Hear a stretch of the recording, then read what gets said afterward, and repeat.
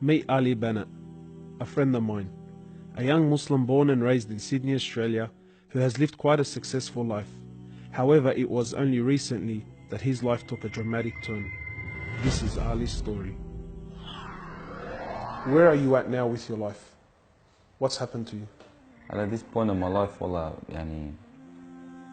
I've been gifted, alhamdulillah, by Allah, with cancer throughout my body, and I've changed my whole life to sort of helping people.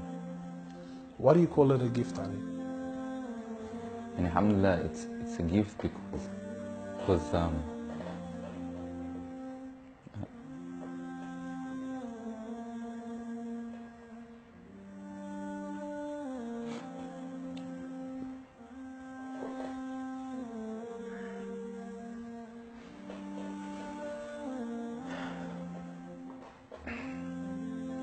and it's a gift because Allah's given me a chance to change.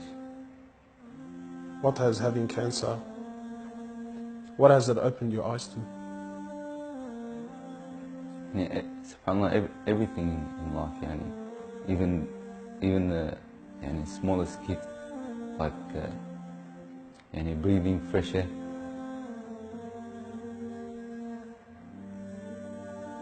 Do you feel like you used to take that for granted before?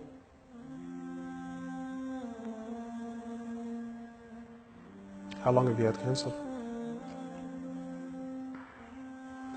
4 months now. Ali was diagnosed with stage 4 cancer and given only 7 months to live. Upon finding the news, he immediately sold his successful business and was forced to reconsider the lavish lifestyle he was accustomed to. Everything was to change. Ali, what was your reaction when you came to know you had cancer? I got rid of my cars, I got rid of my watches, even my clothes. I took them with me overseas and I gave them to a lot of people up there. Alhamdulillah. So I wanted to try to leave this world without anything. So you were on a mission to get rid of your dunya. It wasn't until Ali invited us into his room that we truly understood the luxurious lifestyle that he was living and the extent of the sacrifice that he was making. What's all this, Ali? Talk to me, explain this. It's a bracelet, costs about $60,000. $60,000. Yeah. What do you have in these boxes now? They're all my shoes, alhamdulillah. Louis Vuitton? All Louis Vuitton. How much is something like this worth, Ali? They're probably about $1,300. How much you pay for that, Ali? Like $700. Funds. For a pair of funds, yeah. So what's happening with the sunglasses here, Ali? I just like collecting different sunglasses. Yeah? I've got rid of a lot of them. I gave them to a couple of brothers in Africa, alhamdulillah. So you're telling me there's a kid in Africa that's walking around with Louis Vuittons and...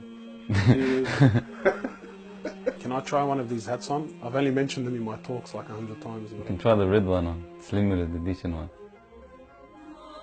Barakallah. What do you reckon else? Sheikh Gucci.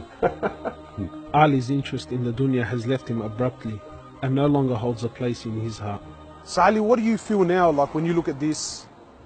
And driving something like this doesn't really cross my mind anymore. It's not something I would want to do no more. After someone tells you, or you find out that you're sick, or you haven't got much time in this life, wallah, this is the last thing you would want to chase. And this is how we should be living our life every day. How like these people would love to be in it, people would love to own it, people would love to drive it. Wallah, they're going for the wrong goals. And you realize that when you get sick, when someone tells you you haven't got long to live, you realize all this stuff, it does not benefit us in any way. So what's the value of this in your heart now? This is worth one pair of thongs for a little African child with no thongs. Wallahi, it's worth more than me to see him smile with a pair of thongs than own one of these. Wallah al-Azim. Ali has since dedicated the remainder of his life and wealth to helping those who are far less fortunate than him. After an emotional journey to Africa, Ali has established a charity titled Muslims Around the World Project.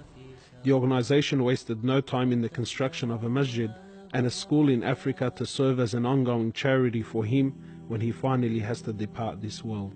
Well, it all started from when I went to the cemetery when a brother that has cancer passed away. And I was at the cemetery and I was just thinking to myself, you know, after you go, there's nothing. There's no one there for you. No mother, no father, no brother, no sister, except for your deeds. And even your money is not going to be there for you. So the only thing that's going to be there for you is a sadaqah. And that's the only thing that's going to help you gradually through your time in the grave till you get to the ultimate destination.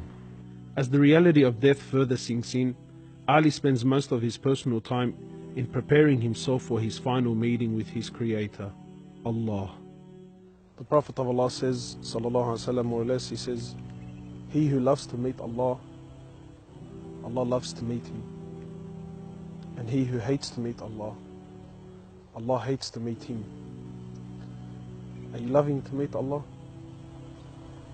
Because of this cancer, I've been advised by one of the brothers to take a special drug to help me with pain and stuff. And subhanAllah, it's very strong.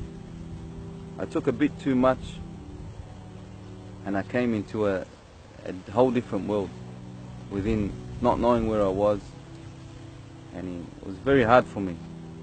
And subhanAllah, I actually seen things I've never seen before.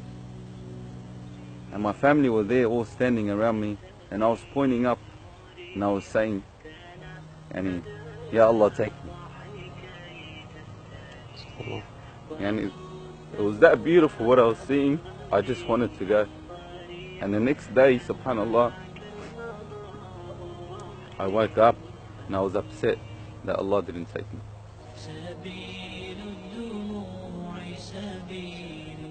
Well, I ask Allah subhanahu wa ta'ala to purify you and to give you shifa, to keep you around us for a long time. Allah, may Allah subhanahu wa ta'ala reward you.